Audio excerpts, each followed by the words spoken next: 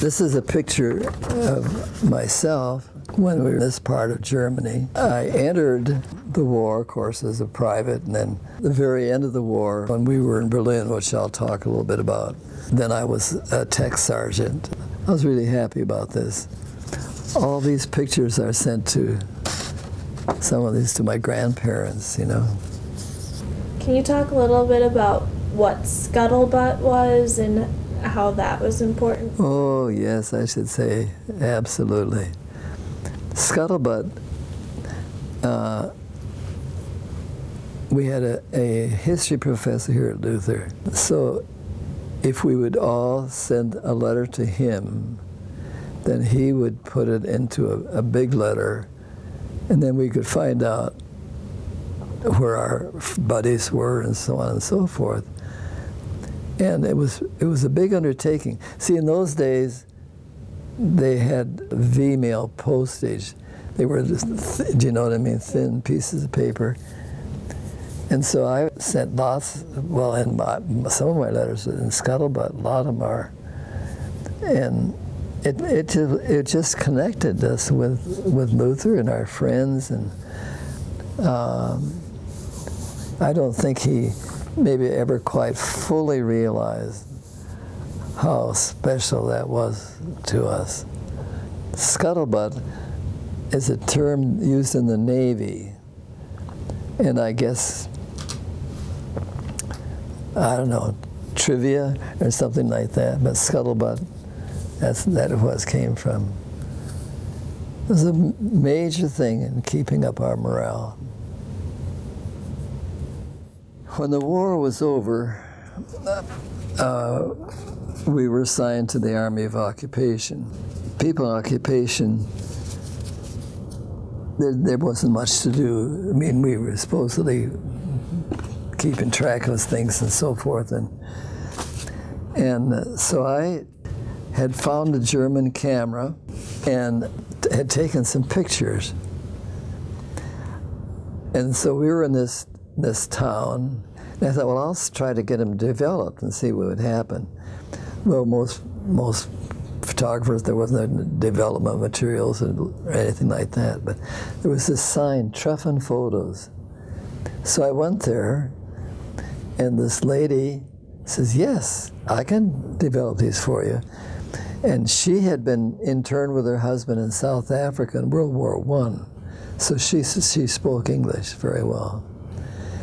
And she says, come back tomorrow, and I'll have these for you.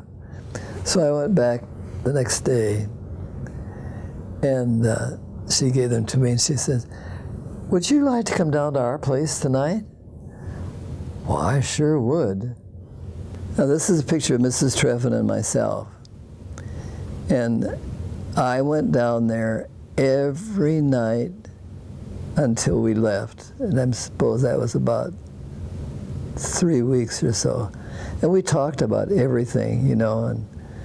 And so one night, I felt I had the courage to ask her. I said, Lisa, you had to know about that concentration camp, because we were quite close to it even then.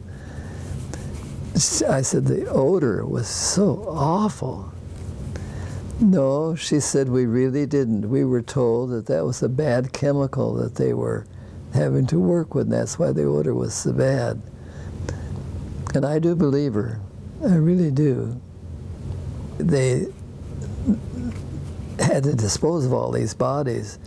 So they went to the mayor of the town, and they said that all of the people of the town were to come out and bury these people. Well, the women carrying their bodies and being forced to bury them, you know, it was.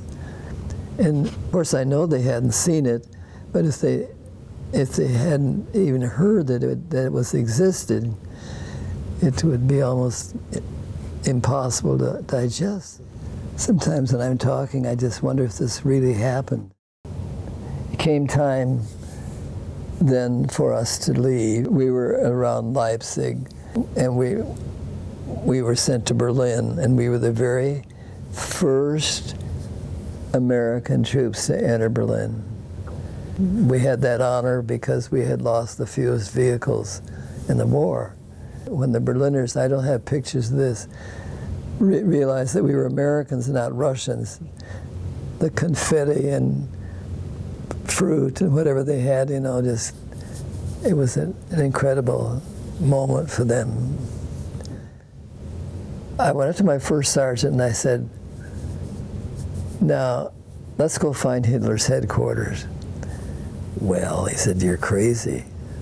And I said, no, I'm a history major, and I can see from the pictures the balcony that he preached from, or spoke from, and so forth. I said, well, how are you going to do it? I said, anybody can tell us where the Unter den Linden is. That's the 5th Avenue of Berlin. Anybody can see the Brandenburg Gate. Anybody can see the Bernau Reichstag. But to this day, I don't know how I knew 2 blocks away was his headquarters. Now, I've got a picture.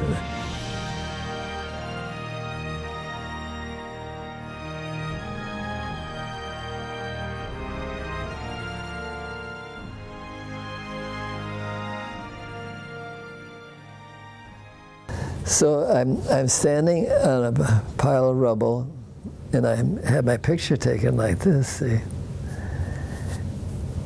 And this next part, this is part I just can't really believe happened. So with my first sergeant and I, we went down, and I thought, I'll try the door. Well, the door was unlocked. Now, the Russians had been there for over a month. And you know, right in the backyard is where Hitler committed suicide, you know. Here the door was open. So we go in, and I find myself in Hitler's office. So I reached up and got some glass off the chandelier. That's where they had planned the war quite a bit. And I got kind of cocky, so I put my feet up on his desk and made believe, you know. And then I got an idea. So I went out to my Jeep and got a wrench and brought it in. And I whacked a big chunk of marble off the corner of Hitler's desk. And this is where most people really won't believe me, but I did. And I got it, took it back to my room and so forth, and I was going to bring it home. Well, that weighed quite a bit.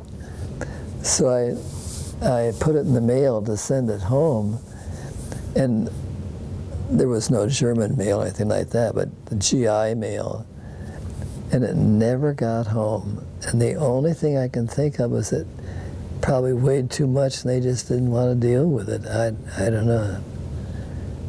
But if I had that, now I can't prove, you see, that was, but who cared? I would know anyway. So now I'm going to jump ahead a little bit. You saw pictures of Mrs. Treffen. So we got home, and I was teaching my first high school job. My dad sent me a letter, and he said, there's a package here. The due is $100. Now, you could buy a new car for $800, so that was a lot. What'll I do? And I said, well, go ahead and pay it, and I'll make it right. And when I came home, and it opened up, and here's this gorgeous bust of Beethoven, which I have at home. And